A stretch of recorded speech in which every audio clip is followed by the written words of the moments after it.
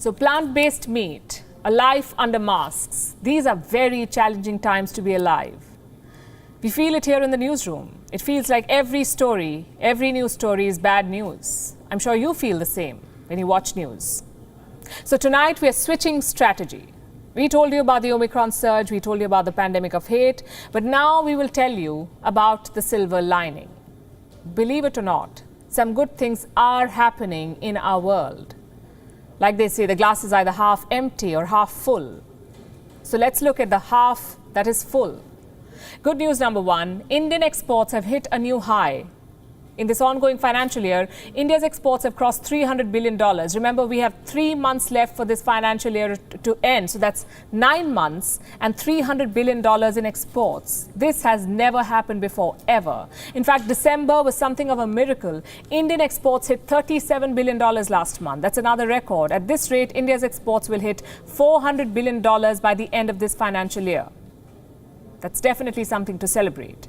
Because 2021 was not a normal year. We had lockdowns, variants, and a lot of confusion. Also the punishing second wave. Despite these challenges, exports have hit a record and the future looks exciting.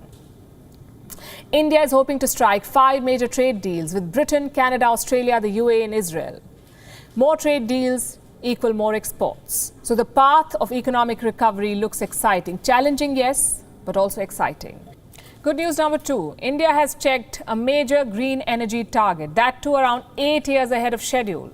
What exactly was this target? It was set at the Paris Summit of 2015, the climate summit. India promised to achieve 40% of its installed energy capacity from non-fossil sources. What do non-fossil sources mean? Basically, renewable energy plus nuclear. India was supposed to hit this target in 2030, but India achieved it in November 2021, a full 8 years ahead. How did India do it? With innovation and synergy. India's total energy capacity is around 392 gigawatts. Out of this, non-fossil sources make up around 157 gigawatts. If you do the math, that's 40%. It's a classic example of public-private teamwork. Let's look at the period between 2014 and 2019. The private sector invested $64 billion in the renewable energy sector. A lot of money also came from abroad, nearly $7 billion in foreign capital. The government's Green Energy Corridor, or the GEC, has also contributed to this progress. Good news number three, something to rejoice for job hunters. I know the pandemic has crushed many careers, but things are steadily improving. Take India's premier engineering colleges, the IITs. Their placements touched an all-time high last year. In the Bombay campus, 1,400 students got a jab.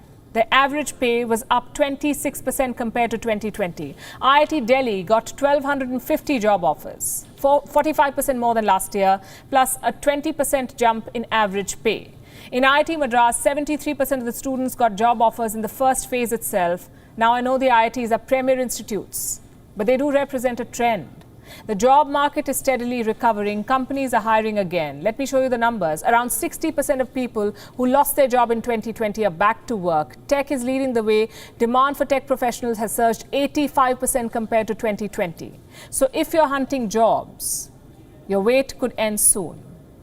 And these are the examples that we wanted to share. There are plenty more. For instance, India's digital payment industry is scaling new heights. In 2016, digital transactions made up $61 billion.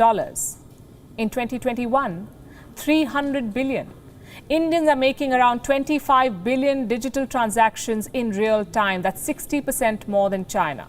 And don't forget all the individual brilliance, a gold medal at the Olympics, and 43 unicorn companies in a single year. All of this happened during tough times. So here's what I'm trying to say. You have two options in front of you. Either give in to the depressing times or focus on the nicer things in life. I know it's not easy, but if you look closely, you can find heartwarming stories. It doesn't have to be your country's economic growth or a booming job market. Sometimes it can be small things around you. Make sure you stop and appreciate them, because that's the only way to survive in these testing times. Be aware of the bad, but focus on the good. WION is now available in your country. Download the app now and get all the news on the move.